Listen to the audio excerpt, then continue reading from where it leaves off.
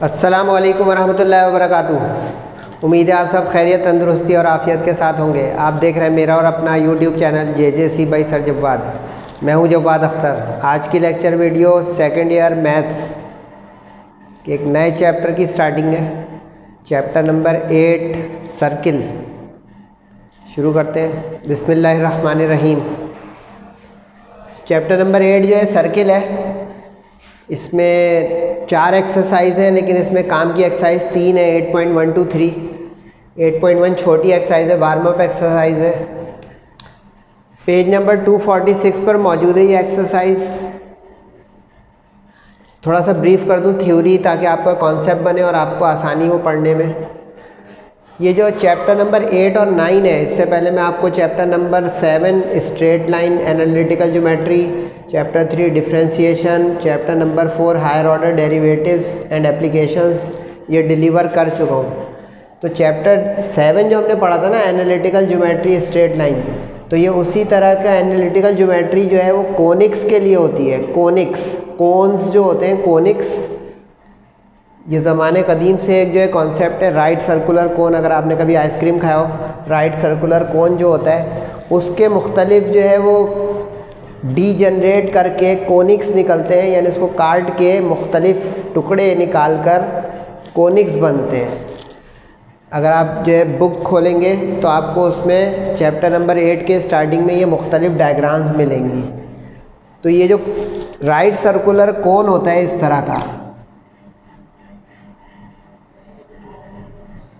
अगर हम इसको इस अंदाज में काट दें ऐसे, तो ये एक सर्किल वजूद में आ जाएगा। वरना चैप्टर 9 जब हम पढ़ेंगे तो उसमें मैं तरतीब से बताऊंगा। वो पैराबोला, एलिप्स और हाइपरबोला भी इसी राइट सर्कुलर कोन को मुख्तलिफ तरीके से डीजनरेट करके काट के निकाले जाते हैं।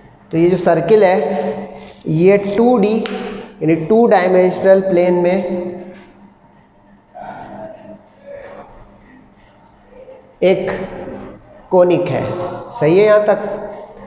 तो अब ये जो 2 डायमेंशनल कोनिक है सर्किल हमारा, इसके जो है इक्वेशन बनाना, उसको समझना, ये हमारा इस चैप्टर में काम है। तो अब जैसे ये 8.1 है। अच्छा, क्वेश्चन नंबर 1 2 3 MCQs है। इससे पहले मैं आपको एक MCQs का लेक्चर भी डिलीवर कर चुका हूँ। देखिएगा, MCQs भी अंडरस्टैंडिंग की चीज़ होती है। तो मैं आपका टाइम ज़ाया नहीं करूँगा, ना आपका जो है दिमाग जो है ख़राब करूँगा। कि क्वेश्चन नंबर 1 2 3 जो है वो MCQs है, तो मैं वो उस पर पूरा जो है वो गाइड बुक बनवा दूँ, तो मैं तवज्जो दूंगा आपके सेक्शन B और C के क्वेश्चंस पे, और फिर MCQs अलग से हम डिस्कस करेंगे। क्वेश्चन नंबर 4 में लिखा है find the value of K। अच्छा, इसके साथ साथ भी मैं आपको मज़ीद थ्योरी भी बताता रहूँगा इंशाल्लाह, साथ रहिएगा। वो कह रहे हैं K की वैल्यू बताएं। ये K नज़र आ रहा होगा आपको, यहाँ नोन है। आगे वो इशारा दे रहा है कि radius of the circle following circle is 10 units, यानी जिस सर्किल की हमें इक्वेशन की तलाश है, जिस सर्किल की इक्वेशन गिवन है उसका K जो उसमें एक अननोन नज़र आ रहा है वो हमें चाहिए। ठीक है? तो अब इसके लिए मैं आपको 1 2 चीज़ें बताऊंगा, वो पहले संभाले, लिस्ट बनाएं, फिर क्वेश्चन करने में आपको आसानी रहेगी। एक तो ये कि ये जर्नल इक्वेशन ऑफ सर्किल बहुत काम आएगी इस पूरे चैप्टर में। इसको कहते हैं जर्नल इक्वेशन या जर्नल फॉर्म ऑफ सर्किल, यानी इसका एक तरह का ये फार्मूला हो गया। ये फार्मूला जो है जर्नल इक्वेशन है सर्किल की। अब इसमें अननोन्स कितने हैं ये आप देखें। G एक अननोन है, F एक अननोन है, C एक अननोन है। ठीक हो गया? इससे मज़ीद आपको मालूमात मिली कि सर्किल की जो इक्वेशन होती है वो होमोजीनियस इक्वेशन, थ्योरी देके थोड़ा बता रहा हूँ, होमोजीनियस इक्वेशन इन 2 वेरिएबल्स होती है। होमोजीनियस से क्या मुराद है? यानी x² और y² नज़र आ रहा है, ये जो है इन सेकेंड डिग्री, यानी ये इसकी सेकेंड डिग्री इक्वेशन है। x पे स्क्वायर y पे स्क्वायर हो जाए, जिसको हम क्वाड्रेटिक बोलते थे, लेकिन यहाँ हम क्वाड्रेटिक नहीं बोल सकते क्योंकि होमोजीनियस इसलिए हो गई कि इसमें x पे भी स्क्वायर है, y पे भी स्क्वायर है। यानी अब अगर x पे y पे कभी देखें दोनों जगह पे 2 आ जाएगा, दोनों जगह पे 3 आ जाएगा, तो ये हो गई होमोजीनिटी। यानी ये मुमकिन नहीं है कि सर्किल की इक्वेशन में यहाँ पे 2 हो, यहाँ पे 3 हो, यहाँ पे 5 हो, वहाँ पे 7 हो, सेम होगा। तो ये ख्याल से संभालिएगा अपने पास थ्योरी, क्योंकि एक गलती होगी सारा काम ख़राब हो जाएगा हमारा क्वेश्चंस में। तो अब ये तो हो गया आपका फॉर्मूला याद करने का, ठीक है। अब गौर से देखें तो हम इस इक्वेशन जो जनरल इक्वेशन है इसको इस इक्वेशन के साथ कंपेयर नहीं कर सकते, क्योंकि इसमें यहाँ पे 2 है, यहाँ पे 2 है। तो पहले इसको हमें स्टैंडर्डाइज करना होगा। तो स्टैंडर्डाइज करने के लिए हम इस पूरी इक्वेशन को, गिवन इक्वेशन को 2 से डिवाइड कर देंगे। तो 2 1 ज़ा 2, 2 1 ज़ा 2, 2 4 ज़ा 8, 2 2 ज़ा 4 और 3 2 से नहीं कैंसिल होता, तो 3/2k, ठीक है। ये क्या आपने समझा? ये पूरे चैप्टर में बहुत काम की बात बेस बना रहा हूँ। x² y² का कोफिशिएंट जब तक 1 नहीं होगा तब तक हम सर्किल के क्वेश्चंस को सॉल्व करने के लिए आगे नहीं बढ़ सकते। यानी अगर किसी ने यहाँ से इस सवाल को देख के शुरू कर दिया डायरेक्ट, तो या कभी आगे अचानक से क्वेश्चन में जहाँ पे ये x² y² का कोफिशिएंट अदर देन 1 होगा, तो ये अगर हुआ तो गलत होना चाहिए। यानी कि मस्ट बी 1, मस्ट बी 1 क्या चीज़? Coefficient of x² y²। सही हो गया। अब आप कंपेयर करें। कंपेयर क्यों करें? क्योंकि कंपेयर करेंगे तो एक और चीज़ आएगी, वो मैं आपको बताऊंगा। 2g, यानी जो x का कोफिशिएंट है वो 2g है, तो यहाँ पे क्या है? -4। तो 2g -4 के बराबर हो गया। 2 क्रॉस मल्टीप्लाई किया तो इससे हमारे पास g की वैल्यू आ गई। इसी तरह y का कोफिशिएंट क्या है? 2f। यहाँ पे y का कोफिशिएंट क्या है? 2, तो 2f आ गया 2 के बराबर। क्रॉस मल्टीप्लाई, 2 से 2 कट गया, f की वैल्यू आ गई 1। c जो है वो कांस्टेंट टर्म होती है किसी सर्किल की, तो c हो गया यहाँ पे 3k/2, कंपेयर हो गया। सही। अब एक और फॉर्मूला आ रहा है, इसको संभालें, ये अगली एक्सरसाइज में बहुत काम आएगा, अभी भी काम आ रहा है। इसको कहते हैं रेडियस ऑफ द सर्किल का फॉर्मूला। क्योंकि कोई सर्किल बनाओ अगर मैं आपके सामने, तो उसका रेडियस भी तो होगा। ये सर्किल बना दिया तो इसका सर्किल का जो है ये रेडियस हो गया, और ये सर्किल का जो है ये सेंटर हो गया। सेंटर होता है -g -f और रेडियस होता है √g² + f² - c। ये देखिए एक जगह डायग्राम में लेबलिंग भी कर दी मैंने। तो अब ये रेडियस है। अब रेडियस उसने सवाल में दिया हुआ है, इफ़ रेडियस इज 10 यूनिट्स, यानी कि सवाल में गिवन हो गया, ये आप लिख सकते हो गिवन r = 10 यूनिट्स। शुरू में भी लिख सकते हो सवाल की जगह पे, यानी यहाँ से सॉल्यूशन शुरू किया। तो r अब जो है 10 रख दें, g और f जो निकाला है वो रख दें, c जो है वो रख दें। अब खुद ही देखेंगे k की वैल्यू आने जा रही है, क्योंकि रूट से निकालने के लिए स्क्वायरिंग बोथ साइड करेंगे। तो 10 का स्क्वायर 100, -2 का स्क्वायर 4, 1 का स्क्वायर 1 और -3k/2। 3k/2 इधर आके प्लस हुआ, 100 उधर जाके माइनस हुआ, 5 - 100 -95 हुआ। क्रॉस करें, 295 ज़ा कैलकुलेटर से 190 और 3 में कैंसिल हो रहा होता तो ठीक है, नहीं हो रहा है चूँकि 3 के टेबल में 90 नहीं आता, 18 आता है, तो ये कैंसिल नहीं हो रहा, तो इज़ द रिक्वायर्ड वैल्यू। सवाल तो बहुत छोटा था, मैं 2 मिनट में फारिग कर सकता था, लेकिन साथ में थ्योरी बताइए थोड़ी, उसकी आप लिस्टिंग करें, अंडरस्टैंडिंग करें, इस वजह से टाइम लगा। अगला सवाल, ये सवाल है इम्पॉर्टेंट, ये भी देखिए मैं आपकी मदद करता जाऊंगा। सेक्शन बी के लिए ये सवाल है इम्पॉर्टेंट, ये थोड़ा हल्का है लेकिन ये ज़्यादा इम्पॉर्टेंट है। कह रहा है find the equation of circle passing through a point -3 -4 and concentric with another circle this, also identify the outer circle.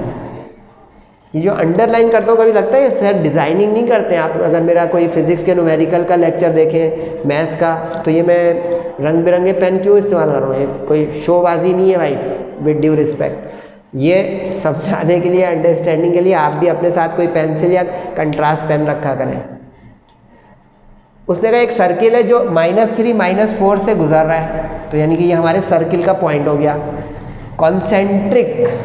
Concentric theory लिखें, कॉन्सेंट्रिक हैविंग सेम सेंटर। अगर एक से ज़्यादा सर्किल एक ही जैसे सेंटर रखते हो उनको कॉन्सेंट्रिक सर्किल्स कहा जाता है। ये थोड़ी इसकी भी थ्योरी समझा दूँ आपको, जगह बना दूँ, यहीं पे आपको नज़र आ रहा होगा। ये देखिए, अगर ये एक सर्किल है और ये एक और सर्किल है, तो इन दोनों का सेंटर सेम हो गया, कॉमन हो गया, तो हम कहेंगे सेम सेंटर। अभी सेम सेंटर होने की वजह से हम इन दोनों सर्किल्स को कह देंगे कॉन्सेंट्रिक सर्किल्स। समझे बात? क्योंकि दोनों सर्किल का सेंटर मुश्तरका है, इसलिए सर्किल हो गए कॉन्सेंट्रिक। 2 से ज़्यादा भी हो सकते हैं, 2, 3, 4, 5, कम से कम 2 होंगे, तभी तो प्लूरल बनेगा कॉन्सेंट्रिक सर्किल्स। अब इन्होंने गिवन इक्वेशन ऑफ सर्किल एक दी हुई है, वो मैंने लिख दी, ठीक। The equation of concentric circle to equation 1 circle, यानी जो हमारी गिवन सर्किल है उस पर हमारा रिक्वायर्ड जो कॉन्सेंट्रिक सर्किल होगा वो इस फॉर्म का होगा, will be of the form. ये चीज़ संभालें, थ्योरी आ रही है। आप लोग सोच रहे होंगे सर मैथ्स में क्या थ्योरी, क्वेश्चन कराते रहे, सॉल्यूशन बनाते रहे। मैं कहूँगा बेटा थ्योरी किसी भी सब्जेक्ट में ना हो तो उसके प्रैक्टिकल या उसके न्यूमेरिकल या उसके मैथ्स के क्वेश्चन नहीं हो सकते। अगर आप मैथ्स की बुक को भी देखें, हर एक्सरसाइज से पीछे इतनी सारी वर्डिंग्स लिखी हुई है, क्यों लिखी हुई है? थ्योरी है, तभी तो ये सारी चीज़ें, फार्मूले ड्राइव हुए, फार्मूले बयान हुए, उसको समझाया गया, तब क्वेश्चन आना शुरू हुए ना बेटा।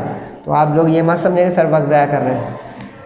तो अब ये थ्योरी क्या आ रही है, जो सर्किल कॉन्सेंट्रिक होगा दूसरे सर्किल के साथ तो लाजमी वह सेंटर सेम है। तो सेंटर जब सेम है तो जो मैंने अभी थ्योरी बताई है उसका जी और एफ सेम होगा, क्योंकि सेंटर के कोऑर्डिनेट्स होते हैं -g -f। फॉर्मूला लिखे साइड पे, सेंटर -g -f, ठीक। इसका मतलब हो गया कि सिर्फ फ़र्क क्या आएगा उसके रेडियस में, यानी छोटा बड़ा होगा सर्किल। ये छोटा सर्किल हो गया, बड़ा हो गया, तो रेडियस छोटा हो गया, बड़ा हो गया। क्लियर?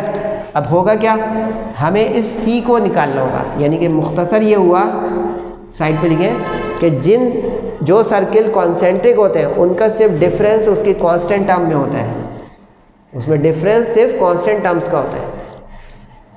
तो अब देखिए मैंने क्या लिखा, C का फ़र्क, बाकी देखिए 6x को भी ऐसे लिख दिया, 8y को भी ऐसे लिख दिया, ठीक। अब इसको मैंने इक्वेशन 2 का, यानी कि इक्वेशन 2 मेरा रिक्वायर्ड सर्किल और इक्वेशन 1 गिवन सर्किल है। ये देखें गिवन और ये मेरी रिक्वायर्ड है, ठीक। सिंस इट पासेस, हमारा जो सर्किल है वो गुजर रहा है -3 -4 से। तो चैप्टर 7 में मैं सिखाता था कि जब कोई पॉइंट किसी लाइन पर हो तो वो उसकी इक्वेशन को सेटिस्फाई करे। तो लाइकवाइज जब कोई पॉइंट किसी सर्किल पे हो, यानी वो सर्किल उस पॉइंट से गुजर रहा हो, पास हो रहा हो, तो इट मस्ट सेटिस्फाई, यानी coordinates of point must satisfy the equation of circle. ये चीज़ अब -3 -4 क्या काम कर रहा है, यानी x और y का काम कर रहा है। बिस्मिल्लाह पढ़ के आप रख दें इस इक्वेशन में x y की जगह, -3x की जगह, -3x की जगह, 2 जगह x है, 2 जगह y है, -4 और -4y की जगह। तो क्या नज़र आ रहा है, c आने जा रहा है। 3 का स्क्वायर, 4 का स्क्वायर, माइनस का स्क्वायर प्लस हो जाता है, ठीक है, प्लस इंटू माइनस माइनस हो जाता है। 9 + 16 + 18 43, ये उधर इधर हुआ ये 11 उधर जाके हो गया -11। अब देखें मैंने पहले ही बोल दिया था कि हमारी इक्वेशन इस फॉर्म की होगी, तो इसका मतलब पूरी इक्वेशन वही रही। C जो है वो आ गया -11 के साथ, तो ये हमारा आंसर 1 हो गया। याद रहा 2 सवाल पूछे उसने, वो कह रहे हैं बूझो तो जाने, ऑल्सो आइडेंटिफाई। अब ख्याल रही हमारी एनालिटिकल ज्योमेट्री है, ड्रॉ नहीं करेंगे, लेकिन उसके बगैर हम कैसे तय करेंगे कि अंदर वाला यानी छोटा वाला सर्किल कौन सा है और बाहर वाला यानी आउटर बड़ा सर्किल कौन सा है। तो इसके लिए हमें एक काम करना पड़ेगा, मेहनत, यानी रेडियस निकालना पड़ेगा। रेडियस निकलेगा तो जिसका कम होगा वो अंदर है, इनर, और जिसका रेडियस बड़ा होगा वो बाहर है, outer. Got it? That's it. अब पार्ट 2 के लिए हम करेंगे अब इसको जर्नल इक्वेशन से कंपेयर, जैसे इसमें किया था, ताकि G और F आए, क्योंकि G और F आएगा तो सेंटर आएगा, सेंटर आएगा तो रेडियस आएगा ना भाई। अब देखिए मैंने कंपेयर कर लिया जल्दी जल्दी, तो 2G आ गया -6, तो इससे क्रॉस करके कैंसिल होकर आ गया G -3। 2F आ गया 8, ठीक। अब तो फॉर्मूले याद होना शुरू हो गए होंगे आपको माशाल्लाह से। तो ये कट के आ गया 4, तो ये आ गया आपका G और F। और सेंटर हमारे, अच्छा 2 मैंने लिख दिया समझाने के लिए कि हमारा सेकंड जो सर्किल है दूसरा वाला, उसका -11 है, क्योंकि अभी तय हो गया ना C में फ़र्क होगा, C की वजह से रेडियस कम ज़्यादा आएगा ना, क्योंकि G और F तो सेम होंगे सेंटर के। अपना पॉइंट, यानी हमारे दोनों सर्किल्स का G और F तो सेम होगा ना, क्योंकि सेंटर सेम, कॉन्सेंट्रिक। अब रेडियस निकालें, G और F निकाल लिया, तो C के साथ उसको रख दें -11 के साथ। ख्याल रहे फॉर्मूले में माइनस है, गलती ना हो, फॉर्मूले में यहाँ पे माइनस है, तो C का जो साइन होगा उल्टा हो जाएगा, तो माइनस का हो गया प्लस। 3 का 4 का स्क्वायर करें, 9 और 16, 11 प्लस करें 36, जो कि आ गया 6 यूनिट्स। R2 का मतलब दूसरे सर्किल का, यानी जो हमारा रिक्वायर्ड सर्किल था उसका रेडियस। अब यही काम करें सर्किल 1 के लिए। सर्किल 1 का मतलब यानी इक्वेशन 1 का सर्किल, यानी गिवन सर्किल, सही। R1 इसका रेडियस नाम रख दिया तो याद रहे इसका C फ़र्क है, इसका C फ़र्क है, यानी यूँ समझे इसका ये C1 है, ये C के साथ 1 2 लगाए ना लगाएं, लेकिन अंडरस्टैंडिंग रहे। यानी यहाँ पे भी ये 2 रेड से कर दिया कि समझाने के लिए, वरना फॉर्मूले में भी तो फिर C2 लिखना पड़ जाएगा ना, समझाने का हो गया 2 1, वरना बच्चे गलती से रख देंगे, दोनों का रेडियस ही सेम आ जाएगा, पता चला कि एक ही सर्किल है। सही है, G और F सेम रहा, C की वैल्यू -24 की प्लस हो गई, स्क्वायर किया, कैलकुलेटर का प्लस किया, 49 जो कि 7 आ गया। समझदार है, मुझसे पहले आप पहुंच गए। जो बाद वाला हमारा सर्किल आया था उसका रेडियस 6 है, जो गिवन सर्किल था पहला उसका 7 है, तो कौन हुआ आउटर, कौन हुआ आउटर, समझ गए। तो गिवन सर्किल यानी जो दिया हुआ था फर्स्ट सर्किल वो हमारा आउटर सर्किल हो गया। लेकिन काइंडली इसको रटिएगा नहीं, क्योंकि वो इसको स्विच कर दे तो कभी गिवन के बजाय रिक्वायर्ड जो हमने निकाला है, फाइंड किया है, यानी सर्किल 2 वो हमारा आउटर सर्किल हो जाएगा। इसको कहते हैं एनालिटिकल ज्योमेट्री के विदाउट ड्राइंग हम ये बताने की पोजीशन में है कि बाहर कौन सा सर्किल है बड़ा और अंदर कौन सा है छोटा। अच्छा, ये एक वार्म अप सवाल अब 2 हैं, जल्दी जल्दी करके आज का लेक्चर ख़त्म करें। लेकिन अगले लेक्चर बड़े हेक्टिक है, मैं भी हिम्मत करूँगा, आप भी कीजिएगा, क्योंकि अगली एक्सरसाइजेस बड़ी हैं, क्वेश्चंस बड़े बड़े हैं, तो सेक्शन बी के भी है, सी के भी है। शो दैट, प्रूफ का सवाल आ गया, साबित करें कि ये जो एक इक्वेशन x है और ये एक इक्वेशन जो y है ये रिप्रेजेंट कर रही है एक सर्किल को, और ऐसा सर्किल जिसका सेंटर ओरिजिन पर हो और जिसका रेडियस a हो। अब ख्याल रहे कि ये तो हमने देखा था, कहीं कहाँ देखा था, आप मेरे साथ लेक्चर लेते हैं, चैप्टर नंबर 3 डिफरेंशिएशन, इसको पैरामीटर्स कहते हैं, पैरामीट्रिक इक्वेशंस होती हैं, यानी जिसमें x और y 2 इक्वेशन होती थी, हम उसमें जो है पैरामीट्रिक डिफरेंशिएशन करते थे, वो एक चीज़ रिकॉल करा रहा हूँ। तो ये समझें कि ये सर्किल के पैरामीटर्स हैं, ये सर्किल के पैरामीटर्स हैं। बस अब हमें साबित करना है कि सर्किल के पैरामीटर्स हैं, यानी इन दोनों का कंबाइंड इफेक्ट एक सर्किल पे लाई करेगा, यानी इन दोनों x पॉइंट और y पॉइंट एक सर्किल पे लाई करेगा। प्रूफ की हेडिंग डाल दीजिएगा, आमतौर पे सॉल्यूशन की हम डालते हैं, प्रूफ के या वेरीफाई के क्वेश्चन प्रूफ डाल दिया करें। दोनों पैरामीट्रिक इक्वेशंस को हमने नाम दे दिया 1 और 2। अब अगर आपको पता है कि सर्किल की इक्वेशन में x और y पे स्क्वायर आता है, तो इससे हमें हिंट मिली कि हमें क्या करेंगे सर्किल साबित हो जाए, हम इन दोनों को स्क्वायरिंग कर देते हैं, और फिर देख रहे हैं आपके बीच में प्लस होता है, तो खुद ही अगला दिमाग देगा कि स्क्वायर करके ऐड यानी प्लस कर दो।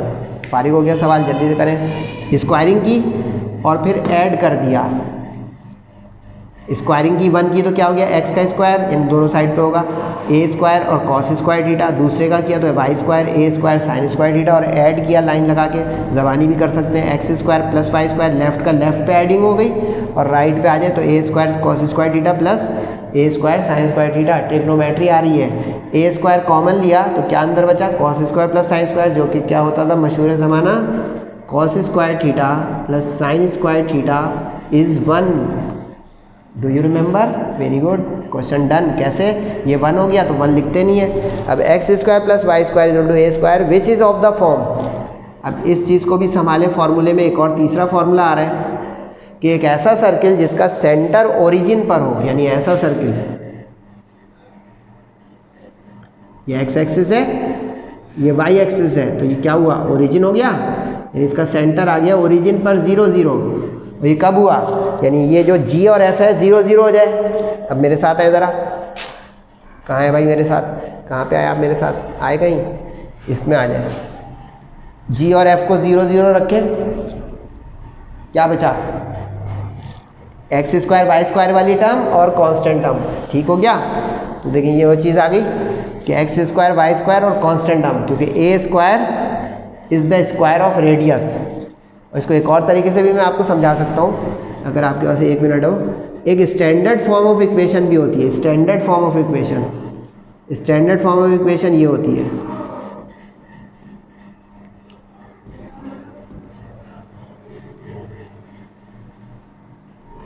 इसमें जो h और k होता है ना, ये बल्कि यहाँ पे आएगा r स्क्वायर, ये जो h और k होता है ये सेंटर होता है इसमें। तो अब h और k को 0 रखें, क्या बचा, x square plus y square, है नज़र आ रहा, और is equal to r square आ रहा है। यानी आप इस तरह भी जा सकते हैं, उस तरह भी, चॉइस इज योर्स, लेकिन ये फॉर्मूला काम का है, लिख लें, इसको स्टैंडर्ड फॉर्म कहते हैं। स्टैंडर्ड फॉर्म ऑफ इक्वेशन, यानी कितने हैं हमारे पास इक्वेशन के तरीके हो गए, एक ये जनरल फॉर्मेट और एक ये स्टैंडर्ड फॉर्मेट, क्योंकि स्टैंडर्ड से ही वो ड्राइव हुआ है। ठीक है, अब देखें ये चूँकि बिल्कुल कंपेरेबल हो गया, इसलिए हम कह सकते हैं कि इसका सेंटर 0 0 यानी ओरिजिन पर है, और जिसका रेडियस a स्क्वायर यानी r स्क्वायर, तो a स्क्वायर इसका रेडियस a था, यानी इसका सर्किल का रेडियस a यूनिट्स था। अब जैसे यहाँ पे कभी 25 लिखा हो और MCQs में आ जाए तो आप कहें उसका रेडियस 5 है, क्योंकि 25 5 का स्क्वायर।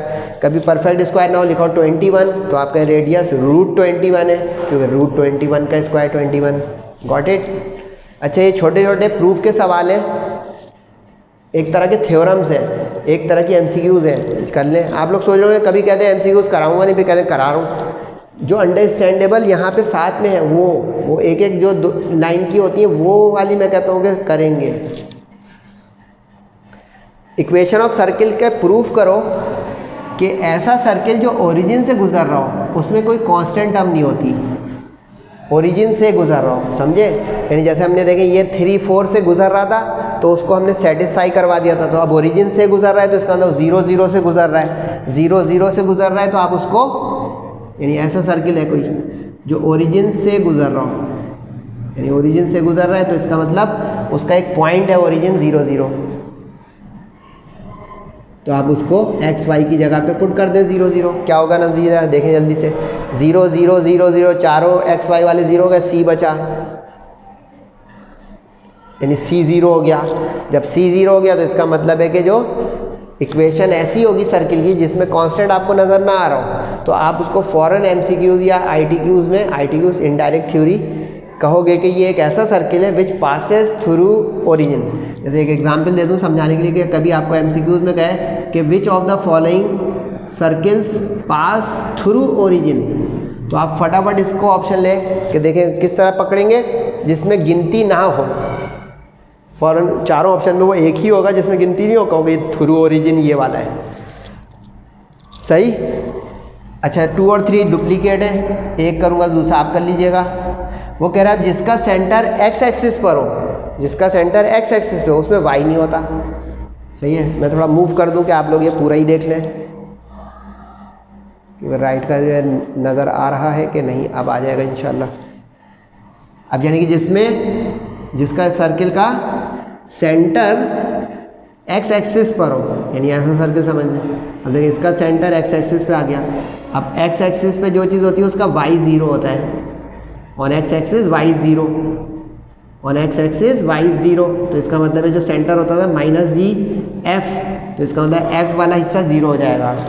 खुद देखें अब क्या हुआ मंजर, सेंटर होता था -g(f), ये जो फॉर्मूले लिखे हैं सारे पक्के करें भाई, -g(f), यहाँ लिखा था ना, ये रहा -g(f), याद आ गया।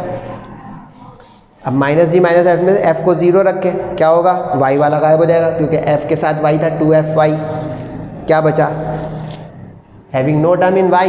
इसकी एग्जाम्पल भी देख लें समझने के लिए, MCQs में अगर आ जाए तो हम कैसे पकड़ेंगे, ये x² + y² - 6x + 7 = 0। अब देखें इसमें कांस्टेंट तो है लेकिन y वाली टर्म नहीं है, इससे आप कहेंगे कि ये एक ऐसा सर्किल है जिसका सेंटर x एक्सिस पर है। अब इसका कंट्रास्ट खुद कर लें, y एक्सिस, तीसरा पार्ट है y एक्सिस, यानी जिसका y एक्सिस होगा उसमें x कोऑर्डिनेट 0 हो जाएगा, ऐसा सर्किल हो जाएगा। यानी जिसका सेंटर y एक्सिस पर आ रहा हो, तो y एक्सिस पर आ रहा हो तो इसका x 0 होगा, तो यानी इसका मतलब g वाला हिस्सा 0 हो गया, क्योंकि सेंटर -g(f). Got it. अब जल्दी से पुट करें, खुद ही देखिए x का जो अच्छा डॉट डॉट लगा दिए वर्डिंग वही रहेगी, तो g 0 हो गया, तो देखिए अब इसमें f वाला हिस्सा नज़र आ रहा है, g वाला नहीं, यानी इसकी कोई MCQs आ जाए तो आप इस तरह पकड़ेंगे, x² + y² - 10y + 11 = 0। अब देखिए इसमें x नहीं है तो आप कहेंगे इसका सेंटर y एक्सिस पर है। और ये फोर्थ जो है वो तो इसी की नकल है, या जो मैं भी बताया था उसमें कह रहा है centre at origin, centre at origin, जिसका सेंटर ओरिजिन पर होगा वो कह रहा है उसमें x y दोनों ही ना हो। खुद ही देखें जब सेंटर ओरिजिन पर होगा तो उसका g भी 0 हो जाएगा, f भी 0 हो जाएगा। ये देखें ना 0 0 लिखा है, मतलब क्या है, इसका g भी 0 f भी 0। जब g और f दोनों 0 तो क्या बचा, x वाला भी गया y वाला भी गया, सिर्फ कांस्टेंट बचा। यानी कोई ऐसा एक सर्किल आपको दिया हो इस तरह की शक्ल में x² + y² + 7 = 0, आप फ़ौरन कहते हैं कि ये एक ऐसा सर्किल है जिसका, नहीं समझे, जिसका सेंटर ओरिजिन पर है। तो उम्मीद है कि आपको समझ में आया होगा आज का लेक्चर। फीडबैक दीजिएगा, अगली एक्सरसाइज साथ लीजिएगा इंशाल्लाह। फिज़िक्स केमिस्ट्री में भी मुलाकात होगी आपसे। सेहत और ज़िंदगी के साथ है। तब तक अपना और सबका बहुत ख्याल रखिएगा। अस्सलामु अलैकुम वरहमतुल्लाहि वबरकातुहू।